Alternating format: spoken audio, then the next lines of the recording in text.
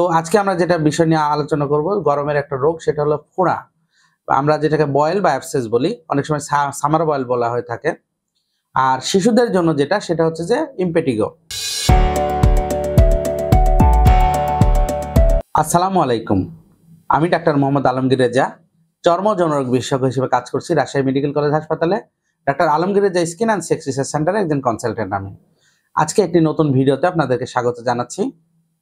আজকে আমাদের আলোচনার বিষয় গরমের একটা বিশেষ অসুখ।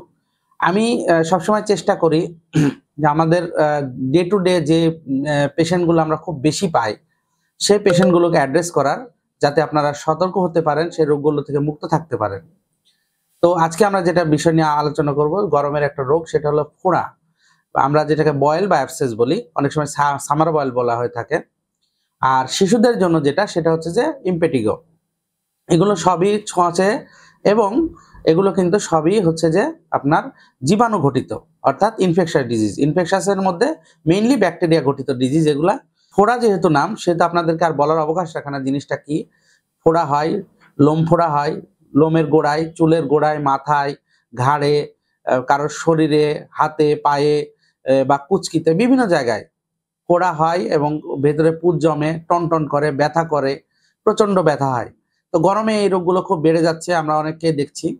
তো এইটা হচ্ছে যে এইটা থেকে আমরা কিভাবে বাঁচতে পারি, সেটা একটা বিষয়। আচ্ছা, আরেকটা কথা বলে রাখি যে এই ফোড়ার সাথে সাথে কিন্তু অনেক সময় জ্বরও হয়। জ্বর হয়ে এবং শরীর ব্যথাও করতে পারে। তাহলে এখন এটা থেকে আমরা কিভাবে বাঁচতে পারি? প্রথম কথা হচ্ছে যে আমার কাছে একটা জিনিস মনে হয়, আমরা প্রতিদিন যে রোগীগুলো দেখি তাদের মধ্যে গোসল করতে বোধহয় অনেক অনীহা। গরমের দিনে একাধিকবার আপনি চাইলে গোসল করতে পারেন, যেহেতু এখনো আমাদের দেশে মনে হয় পানির এরকম ক্রাইসিস নাই। প্লাস আরেকটা বিষয়, সেটা হচ্ছে যে এই গোসলটা কিন্তু আপনাকে দূষিত পানি হলে হবে না, একটা বিশুদ্ধ পানি, মানে একটু ভালো পানি, সেটাতে যদি গোসল করেন, সেক্ষেত্রে কিন্তু আপনার এই ক্ষেত্রে আপনার এটা হওয়ার সম্ভাবনাটা কম থাকবে।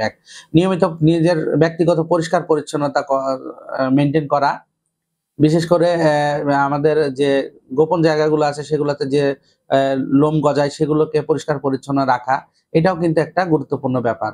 আর এর চিকিৎসা কি? এর চিকিৎসা আছে। সঠিক অ্যান্টিবায়োটিক নির্বাচন করলেই কিন্তু এই চিকিৎসাটা এবং ৭ থেকে ১০ দিন বা ১৪ দিনে ভালো হয়ে যায়।